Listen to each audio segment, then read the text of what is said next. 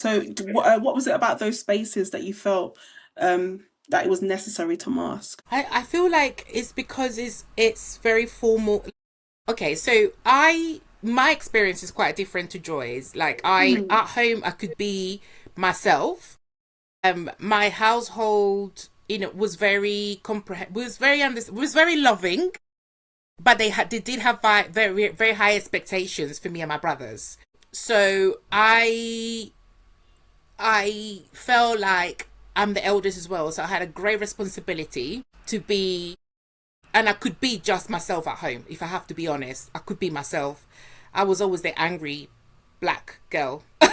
Oh. I was always angry because my parents put so much responsibility on me so early on.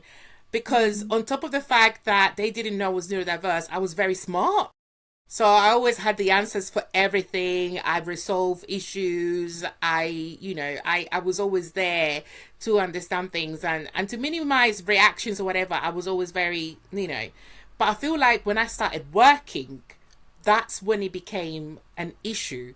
That's when I Mm. realized, and obviously, you as a black person, first of all, you realize that you have to come to work with a certain way of speaking, a certain look. My hair, for example, like now, thank God we can wear our own hair. We can be bold. We can have afro hair. We can have braids if we want to, all of that. But like, I think like 20 years ago or more, you were expected to relax your hair and your hair to be Mm. relaxed and to look. That was the professional look, to look Yeah. like a white woman.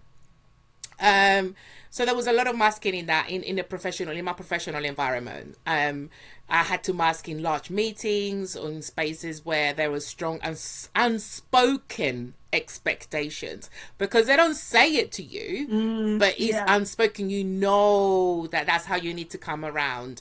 So you need to have that certain behavior, that certain pace, and it became fairly like you had to, behave in a certain way because otherwise you get put in a box.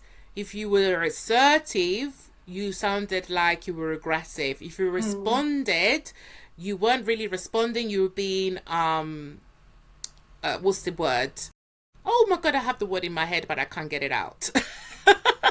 Instead of reactive, you would be combative, I guess. And it was like, in order for me to avoid all of these, in order for me to avoid, I have to sort of like behave this way. Mm. So I've always been like that at work. With my friendships, I've been myself, which probably meant that I've lost a lot of friends. I've lost a lot of friends. The ones I've stayed, they know me and they love me just as I am. And now that we've had like 20 years of friendship, we're all like, oh, we've all been tested, so we're all neurodiverse. So we're like, oh, that's where we stuck with each other. Mhm.